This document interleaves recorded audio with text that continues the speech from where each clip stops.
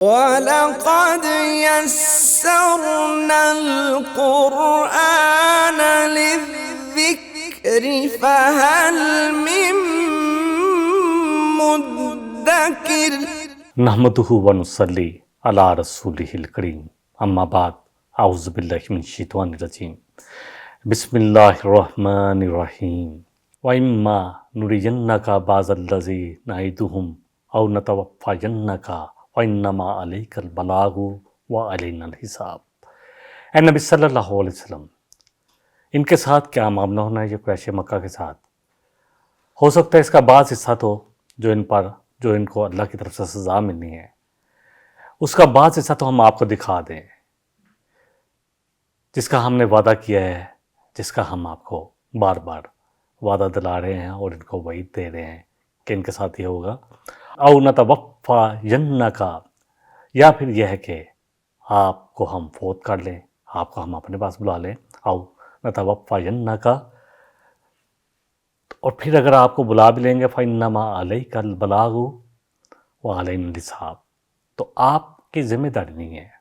آپ کہیں کہ میرے سامنے یہ صحیح کیوں نہیں ہوئے، سب ایمان کیوں نہیں لائے، یہ ان کو سزا کیوں نہیں ملی، یہ مسئلہ نہیں ہے۔ آپ کا کام کیا ہے؟ فَإِنَّمَا عَلَيْكَ الْبَلَاغُ، کیا بس جو آپ کے قلب مبارک پر نازل کیا گیا ہے اس قرآن کو، اور جو نبی صلی اللہ علیہ وسلم آپ کو جو حکم دیے گئے ہیں، کیونکہ میں اکثر اس بات کا ذکر کرتا ہوں کہ آپ پر دو قسم کی وحی اترتی تھی، ایک وحی خفی اور ایک جلی۔ جلی جو ہے قرآن کی صورت میں، اور خفی جو اللہ آپ کے دل میں خیال ڈال دیتے، کیونکہ آپ اپنی زبان سے جو بھی بولتے تھے وہی بولتے تھے جو اللہ چاہتا تھا۔ اللہ سبحانہ وتعالیٰ نے فرمایا ہے کہ وَمَا يَنْطِقُ عَنِ الْهَوَىٰ، کہ آپ اپنی خواہش سے کچھ نہیں بولتے تھے، بس وہی بولتے تھے جو وہی کیا جاتا تھا۔ اور یہ بات اہل کتاب کی کتابوں میں بھی ہے، تورات انجیل میں بھی اس کا حوالہ ہے کہ وہ نبی آئیں گے۔ موسیٰ علیہ السلام نے کہا تھا کہ اللہ سبحانہ وتعالیٰ فرما رہے ہیں کہ میں تمہارے بعد ایک ایسا نبی بھیجوں گا جس کے منہ میں اپنا کلام ڈالوں گا اور پھر وہی کہے گا جو میں چاہوں گا۔ تو یہ بات تو اہل کتاب کو بھی معلوم تھی۔ بہرحال اللہ فرما رہے ہیں کہ اگر اے نبی صلی اللہ علیہ وسلم ہم اس عذاب کا کچھ حصہ دکھا دیں آپ کو آپ کی زندگی میں، جو ہم نے وعدہ کیا ہے یا جس کی وعید ان کو دی جا رہی ہے، یا آپ کو وفات دے دیں، آپ کا کام تو بس ایک ہی ہے، وَإِنَّمَا عَلَيْكَ الْبَلَاغُ، آپ صرف یہ ہے کہ جو اللہ نے آپ پر نازل کیا ہے اس کو پورا پہنچا دے، وَعَلَيْنَا الْحِسَابُ، حساب لینا ہمارا ذمہ ہے۔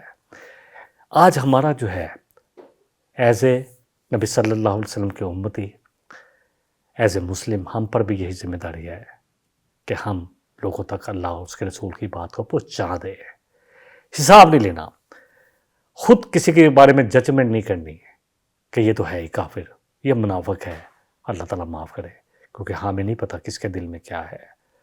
اس لیے ایسی ججمنٹ دیتے ہوئے ہمیں اللہ سے بہت ڈرنا چاہیے کہ یہ تو کبھی صحیح ہو نہیں سکتا، میں نے اتنی کوشش کر لی۔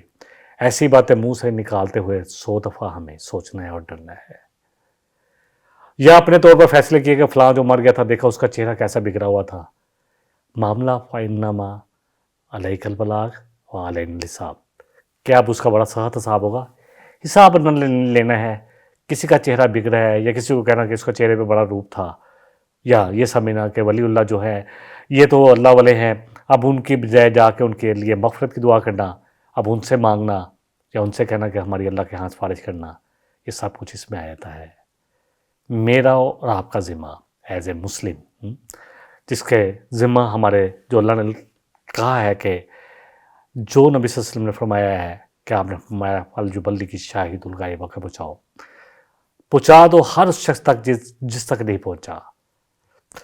بہرحال اللہ سبحانہ وتعالیٰ سورہ غاشیہ میں فرما رہے ہیں نبی صلی اللہ علیہ وسلم سے فَذَكِّرْ إِنَّمَا أَنْتَ مُذَكِّرٌ، اے نبی صلی اللہ علیہ وسلم آپ لوگوں کو نصیحت کریں، آپ لوگوں کو تبلیغ کریں، آپ تو آئے اس لیے ہیں، آپ تو نصیحت کرنے والے ہیں، لَسْتَ عَلَيْهِمْ بِمُسَيْطِرٍ، آپ ان پر کوئی زبردستی کرنے والے بنا کر نہیں بھیجیں گے، إِلَّا مَنْ تَوَلَّىٰ وَكَفَرَ، ہاں جو بھی پھر آپ کی بات سننے کے بعد روح گردانی کرے گا، منہ پھیرے گا اور نہیں مانے گا، وَيُعَذِّبُهُ اللَّهُ الْعَذَابَ الْأَكْبَرَ، تو اللہ اس کو دے گا بڑا عذاب، بہت بڑا عذاب۔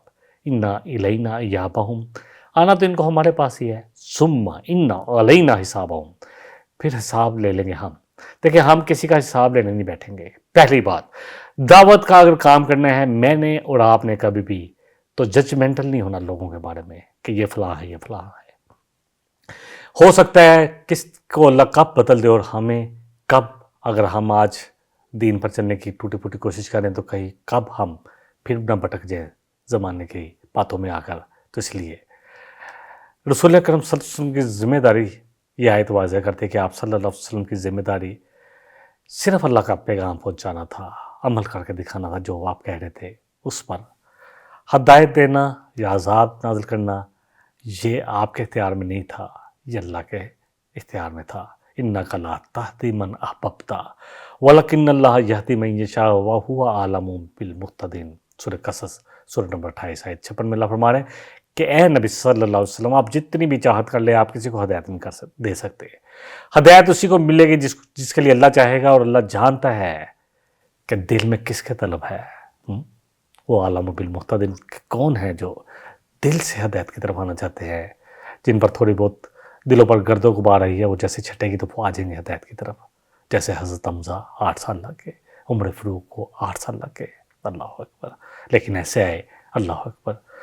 حمزہ رضی اللہ عنہ جو ہے وہ سید الشہداء ہے، اور عمر فاروق رضی اللہ عنہ، اللہ اکبر، خلفائے راشدین میں ابو بکر کے بعد ان کا بہت بڑا مقام ہے، بہت بڑا مقام۔ ہدایت دینا، عذاب نازل کرنا اللہ کے اختیار میں ہے۔ کفار کو جو عذاب کی وعید دی گئی ہے وہ دنیا میں ہو سکتا ہے کہ اللہ آپ کی زندگی میں دکھا دیں، اور یہ کہ دنیا میں دکھا دیں یا پھر آخرت میں ان کو عذاب دیں۔ چاہے نبی صلی اللہ علیہ وسلم آپ اپنی زندگی میں دیکھیں یا نہ دیکھیں، اللہ کا فیصلہ ضرور پورا ہوگا۔ حساب لینا صرف اللہ کا کام ہے۔ کوئی ظلم نہیں ہوگا کسی شخص کے ساتھ، ہر شخص کو اس کے اعمال کے بدلے اس کا جزا اور سزا ہونی ہے۔ لہٰذا دعوت دینے والا اپنا کام کرے، نتیجہ اللہ پر چھوڑ دینا چاہیے۔ جو بھی دائی اللہ کا کام کرنا چاہتے ہیں، خیرکم من تعلم القرآن وعلمہ، خود بھی قرآن سیکھے ان لوگوں تک پہنچانا چاہتے ہیں۔ جو لوگوں کو تبلیغ کرنی چاہتے ہیں کہ لوگوں کو اللہ کے دین کی طرف بلائیں، ایسے تمام لوگوں کے لیے آیت بڑی اہم ہے، ہم سب کے لیے۔ نتیجہ اللہ پر چھوڑ دیا جائے، جلد کوئی نتیجہ نہ دیکھ کر مایوس نہ ہو، کیونکہ اصل کامیابی تو اخروی ہے، آخرت کی کامیابی۔ نبی رحمت صلی اللہ علیہ وسلم نے خطبہ حجۃ الوداع میں اس ذمہ داری کو سمجھتے ہوئے کہ آپ کا ذمہ پہنچانا ہے، تو آپ نے کہا اے اللہ میں نے پہنچا دیا۔ آپ نے 3 دفعہ لوگوں سے پوچھا کیا میں نے پہنچا دیا، پھر کہا اللہ۔ 3 دفعہ لوگوں نے جواب دیا کہ آپ نے نہ صرف پہنچا دیا بلکہ پہنچانے کا حق ادا کیا۔ پھر اللہ کی طرف انگشتیں مبارک اٹھائی اور کہا کہ اللہ میں نے پہنچا دیا، اور پھر کہا اے اللہ اللہم فشہد، اللہ تو گواہ رہنا، بس تو گواہ رہنا، گواہ رہنا۔ اللہ کو بھی گواہ بنایا، مجمع کو گواہ بنایا، کیونکہ پہنچانے کا کام آپ پر تھا۔ فَإِنَّمَا عَلَيْكَ الْبَلَاغُ عَلَيْكَ الْبَلَاغُ، اور پھر یہ ہم سب پر بھی ہے، کیونکہ آپ نے فرمایا ہم سب سے اپنے آج تک جتنے لوگ مسلمانوں کے گھر پیدا ہو رہے ہیں ان سب سے بھی ہے، اور اس وقت جو مسلمان موجود تھے ان سب کے لیے بھی، کیونکہ ہمیں تو بائی برتھ مل گیا۔ میں اکثر کہتا ہوں آج بھی الحمدللہ قرآن جیتا جاگتا معجزہ ہے، تو ہمارے پاس وقت نہیں اس کا، تو کہاں ہوتے ہم؟ آپ نے فرمایا فَلْيُبَلِّغِ الشَّاهِدُ الْغَائِبَ، پہنچاؤ جن تک پہنچ جائے، یا جو مسلمانوں کے گھر پیدا ہو جائیں ان تک جن تک نہیں پہنچا، اور یہ بھی کہا کہ پہنچاؤ اپنے قریب والوں کو بھی، دور والوں کو بھی۔ اور آج سوشل میڈیا یا میڈیا کے ذریعے سارا کام ہم بڑے آسانی سے کر سکتے ہیں۔ اصل بات یہ ہے کہ آج مجھے اور آپ کو اپنی ذمہ داری پہنچانی ہے۔ بلغوا انی ولو آیۃ، آپ فرمائے ایک آیت بھی کسی کو آتی نا، کوئی گاؤں میں ہے، کوئی نہیں لکھا پڑھا، اس کو ایک آیت یا ایک حدیث اس نے اتھینٹک لے لی، اب وہ بھی پہنچانے کے کام سے پیچھے نہ رہے۔ اور ہم جو پی ایچ ڈی کی ہوں، بڑے بڑے جج ہوں، بڑے بڑے وکیل ہوں، بڑے بڑے بزنس مین ہوں، بڑے بڑے ڈاکٹر ہوں، کیا جواب دیں گے اللہ کو؟ اللہ ٹائم نہیں ملا، اس لیے کہ ہم سمجھتے تھے کہ وہ علم ضروری ہے، کیونکہ دنیا بنانے کے لیے علم سیکھا تھا، آخرت کا علم ہمیں ضرورت نہیں تھی، ہم نے سمجھا تھا کہ بس ہم ایسے ہی بخشی جائیں گے۔ اللہ اکبر، یہ فریضہ ہم سب پر ہے، قبول کرے یا نہ کرے ہم۔ اللہ اکبر۔ رسول اکرم صلی اللہ علیہ وسلم نے فرمایا کہ ہر نبی کو اس کی قوم کی طرف بھیجا گیا، اور مجھے تمام انسانوں کی طرف بھیجا گیا ہے۔ اب تمام انسانوں کا اللہ اور اس کے رسول کا پیغام پہنچانا اس امت مسلمہ کے ذمہ لگ چکا ہے۔ رسول اکرم صلی اللہ علیہ وسلم نے فرمایا قیامت کے دن ایسے نبی بھی آئیں گے کہ ان کے ساتھ ایک آدمی ہوگا یا کوئی ایسا بھی ہوگا جس کے ساتھ کوئی بھی نہ ہوگا۔ آج جب الحمدللہ ہم دعوت کا کام شروع کرتے ہیں، ہم کہتے ہیں یار لوگ بہت تھوڑے آتے ہیں، ہم دعوت کا کام چھوڑ دیتے ہیں۔ بھائی کوئی بھی نہ آئے، ایک صرف بندہ، وہ جس کو آپ سنا سکتے ہیں، وہ آپ کا اپنا آپ ہے۔ کوئی نہ ہے، میں کہتا ہوں گھر میں کوئی نہیں آتا، بیوی نہیں سنتی، بچے نہیں سنتے، دوست نہیں سنتے، کوئی نہیں سنتا، پھر بھی کیا فرق پڑے گا؟ کیا فرق پڑے گا؟ الحمدللہ جب دعوت کا کام کرنا ہے تو پھر یہ نہ سوچے۔ جب میں کلاس کرتا تھا، ابھی شروع جب کیا تھا میں نے، اکثر صرف اس لیے بیان کرتا ہوں اللہ سے بڑی معافی کے ساتھ، تاکہ یہ بات ہمارے لیے کلیئر ہو جائے کہ جب ہم نے کرنا کیسے ہے اور جب دل میں یقین ہو تو پھر اللہ کی مدد کیسے آتی ہے۔ تو میں جب کلاس کرتا تھا، گھر میں کچھ لوگ آتے تھے، پہلے کچھ زیادہ آتے تھے، پھر ان کو لگا کہ جو لمبا چل رہا ہے، انہوں نے تو شاید 42 آیتوں کے بجائے، پھر میں نے اس کو تھوڑا سا اور کر لیا، 54 آیتیں کر لی، پھر میں نے کہا پورے قرآن کو لکھ کر پڑھاتے ہیں، ایک ایک لفظ کھول کر، تو پھر لوگ کم ہونے بھی شروع ہو گئے۔ کبھی بارش ہو گئی، لوگ نہ آئے، میں پہلے جہاں رہ رہا تھا اس سے جگہ بھی تبدیل ہوئی، تو وہ جو لوگ پہلے تھے وہ نہ آئے۔ تو کبھی کبھی ایک دن کچھ ایسے بھی آتے تھے، کیونکہ میں نے اسپیکر لگایا تھا گھر کے اندر، کیونکہ میں لاتا تھا، باہر ڈرائنگ روم میں ہوتا تھا، تو گھر میں آواز ہوتی تھی، تو صرف میں کلاس پھر بھی کرتا تھا، کیونکہ مسجد میں بھی اللہ سبحانہ وتعالیٰ نے میرے لیے آسانی کی کہ مسجد میں الحمدللہ پورا ایک قرآن ختم کیا، وہاں بھی بورڈ لگا ہوا تھا۔ بعد میں پھر 10 پاروں کے بعد یا 11 پاروں کے بعد الحمدللہ پھر ہم نے قرآن کھول کر پڑھنا شروع کیا۔ تو میں خود اپنے آپ کو بھی دعوت دیتا تھا، کیونکہ ایک شخص تو ہے جس کو میں دعوت دے سکتا ہوں، اور وہ ہے میرا اپنا آپ۔ تو اللہ کے واسطے یہ دعوت کا کام اتنا عظیم ہے کہ یہ نبیوں نے کیا ہے، اس عظیم کام سے پیچھے نہ ہٹے۔ بلغوا انی ولو آیتن، ایک آیت بھی آتی نا اس کو بھی پہنچائے۔ اللہ کے رسول صلی اللہ علیہ وسلم سے اگر کوئی کسی کو ایک حدیث بھی ملی ہے نا تو وہ بھی بتائے۔ آپ نے فرمایا علی تیری وجہ سے اگر کوئی ایک شخص بھی بدل گیا نا تو یہ سرخ اونٹوں سے بھی بہتر ہے، اللہ اکبر، تیرے لیے بات یقین کی ہے۔ تو آپ نے فرمایا کہ کوئی ایسا بھی ہوگا نبیوں کے ساتھ ایک نہیں ہے، تو پھر ہمیں کس چیز کی پرواہ بھائی؟ کیا ہے؟ فرمایا کوئی نبی ایسا ہوگا جس کے ساتھ ایک شخص ہوگا، اور کوئی ایسا بھی ہوگا جس کے ساتھ کوئی بھی نہ ہوگا۔ اس سے حدیث سے معلوم ہوا کہ کسی نبی کی دعوت کوئی قبول کرے نہ کرے، اس نے اپنی ذمہ داری پوری کر لی، اس کی پھر ذمہ داری پوری ہو جائے گی۔ میں اور آپ جب اللہ کے دین کے لیے پڑھیں گے اور اعلی علم کو حاصل کریں گے اور کوشش کریں گے کہ بات اتھینٹک کرے، قرآن اور سنت سے کرے، پھر کوئی سنے نہ سنے کیا فرق پڑتا ہے اس سے؟ کم از کم کل قیامت والے دن اللہ کہے گا کہ اس نے کوشش تو کی تھی۔ وَمَنْ أَرَادَ الْآخِرَةَ وَسَعَىٰ لَهَا سَعْيَهَا وَهُوَ مُؤْمِنٌ، اللہ فرما رہے ہیں کہ ایسا شخص جس نے کوشش کی آخرت کے لیے اور پھر کوشش کی جتنا کوشش کرنے کا حق ہے اور ایمان والا تھا، تو اس کی کوششوں کو بڑی قدر دانی ہوگی۔ اصل بات سمجھنے کی ہے، نبی صلی اللہ علیہ وسلم کا کام پیغام پہنچانا تھا، قبول یا انکار ان کا عمل تھا۔ جو مشرکین تھے بہت سارے نے قبول کیا اور بہت سارے نے انکار کیا، باقی رہا فیصلہ حساب تو صرف اللہ کے اختیار میں ہے۔ اولم یروا انا ناتی الارض، اللہ فرما رہا ہے کہ کیا یہ نہیں دیکھتے کہ ہم زمین کو سکیرتے جا رہے ہیں؟ آج سے سب کو نظر آ رہا تھا کہ مسلمان تو بڑھتے جا رہے ہیں، ہماری قوت کم ہوتی جا رہی ہے آج سے ایسا۔ ہاں، من اطرافہا، دونوں طرف سے، مفسرین نے اس کے کئی معنی لیے ہیں۔ کفار کی طاقت کا کام ہونا، اسلام کا پھیلنا، کفار کی زمینوں اور اقتدار کا کام ہونا، اہل علم اور نیک لوگوں کا دنیا سے اٹھ جانا بھی زمین کے کٹنے کی صورت ہے، کیونکہ نبی صلی اللہ علیہ وسلم نے فرمایا کہ اللہ علم کو نہیں اٹھائے گا بلکہ ان لوگوں کو اٹھا لے گا جن کے دلوں میں علم ہے، جو سچے عالم ہے نا، اللہ ان کو اٹھا لے گا۔ اور علم کو پھر جب اللہ اکبر، اس حدیث کے الفاظ سے یہ بھی سمجھا جا سکتا ہے کہ علم کو لوگوں کے سینے سے بھی کھینچ لے گا، یا علماء کو اٹھا لے گا یا سینے سے کھینچ لے گا، یہاں تک کہ جب کوئی عالم باقی نہ رہے گا تو جہاں لوگ پیشوا بنیں گے جو بغیر علم کے صرف دنیا حاصل کرنے کے لیے فتوے دیں گے اور لوگوں کو گمراہ کریں گے، خود بھی گمراہ ہوں گے، لوگوں کو بھی گمراہ کریں گے۔ نبی کریم صلی اللہ علیہ وسلم نے فرمایا کہ قیامت اس وقت تک قائم نہ ہوگی جب تک کہ زمانہ قریب نہ ہو جائے، یعنی زمانہ جو ہے بہت جلدی، وقت جو ہے، دن جو ہے سال مہینوں کی طرح، اور مہینے ہفتوں کی طرح، اور ہفتے دنوں کی طرح گزریں گے، اور دن گھنٹوں کی طرح۔ ابن عباس رضی اللہ عنہ اور علماء نے کہا ہے کہ زمانے کا قریب ہونا یعنی زمانے میں برکت کم ہو جائے گی، وقت میں برکت کم ہو جائے گی، یہ بھی زمین کے کٹنے کی ایک صورت ہے۔ واللہ یحکم لا معقب لحکمی، اللہ جو ہے سب سے بڑا حکم دینے والا ہے، اور اس کے حکم کو کوئی ٹالا نہیں جا سکتا۔ اللہ نے جو کہہ دیا وہ ہونا ہی ہونا ہے، کوئی اس کے حکم کو ٹال نہیں سکتا، بدل نہیں سکتا۔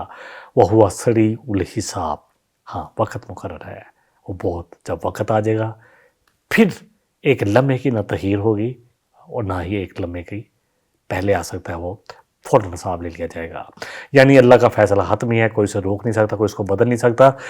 اور یہ کہ اللہ اکبر, یہ مضمون قرآن میں بہت سخت جگہ آیا ہے. یقین جانے کہ جب اجل آ جاتی ہے نا تو ایک لمحے کی, ایک سیکنڈ کی نہ تحیر ہو سکتی ہے اور نہ جلدی آ سکتی ہے. جب اللہ کا حکم آ جائے تو کوئی طاقت اس کا مقابلہ نہیں کر سکتی, نہ اس کو روک سکتی ہے.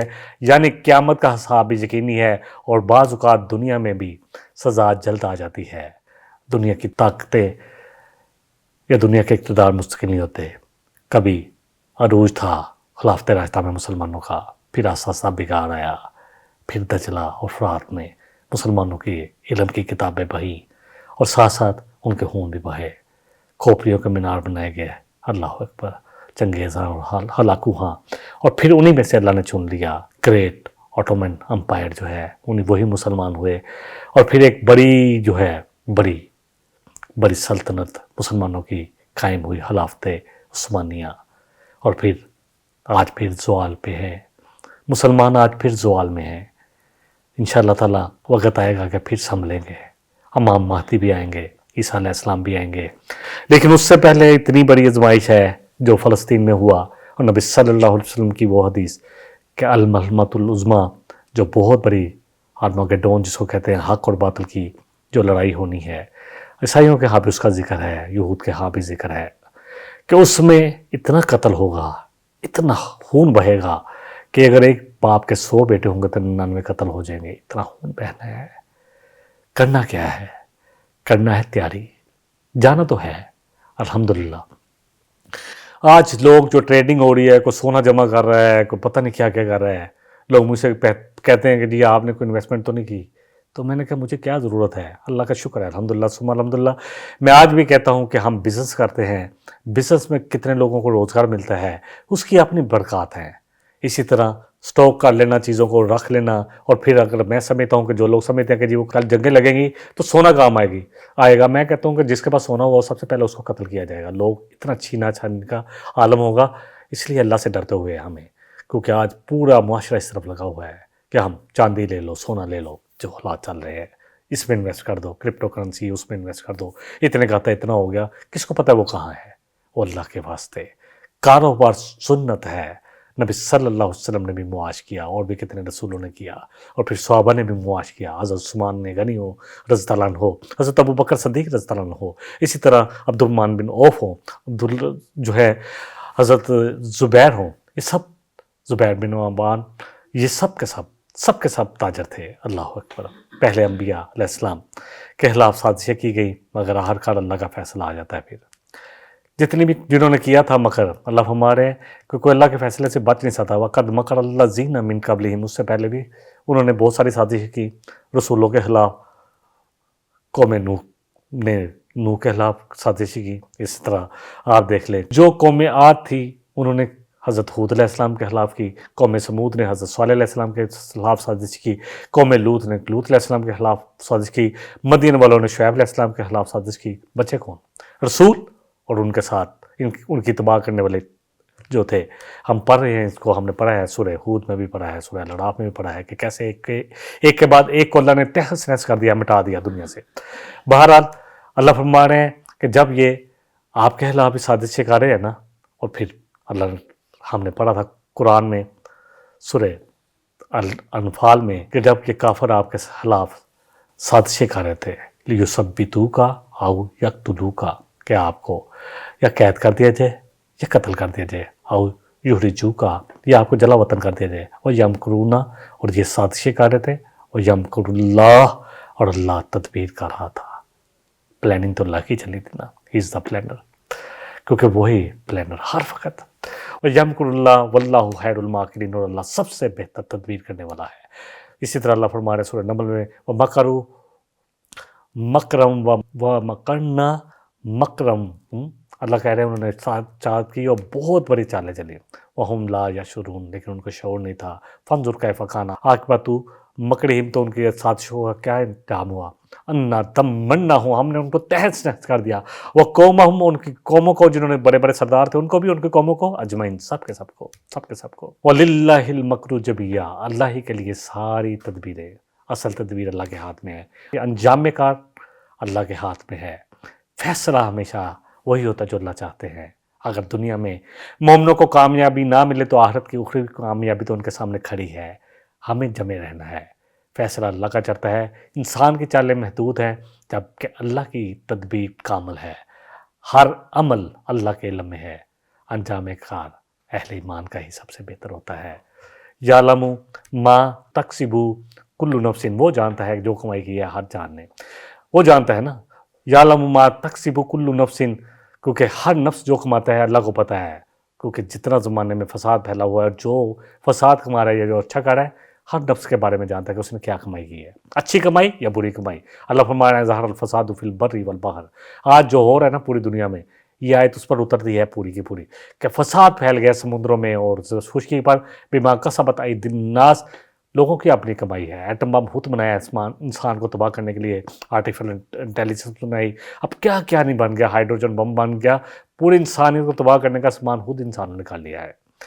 لیذیقہم بعض الذی عملوا، تو اللہ کہہ رہے ہیں تاکہ یہ خود اللہ نے کرنے دیا ان کو، کس لیے؟ تاکہ ان کو کچھ ان کا مال کا بدلہ چکا ہے، لعلہم یرجعون۔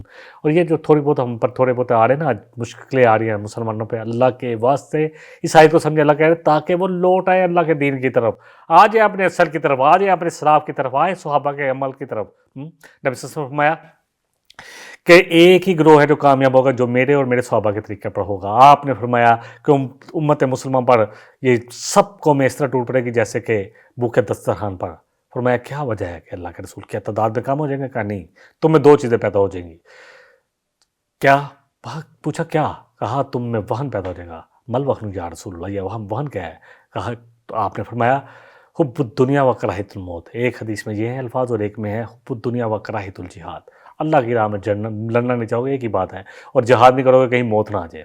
تو دنیا اتنی پیاری ہو گئی کہ آج وہ دو 313 تھے، 69 تھے، ان 1000 پر اللہ اکبر، اللہ سبحانہ وتعالیٰ نے ان کو فتح دی۔ آج مسلمانوں کا یقین ختم ہو گیا۔ کل نفس بما کسبت رہینہ، ہم سب اپنی اپنی کمائی کے بدلے رہن رکھے ہوئے ہیں۔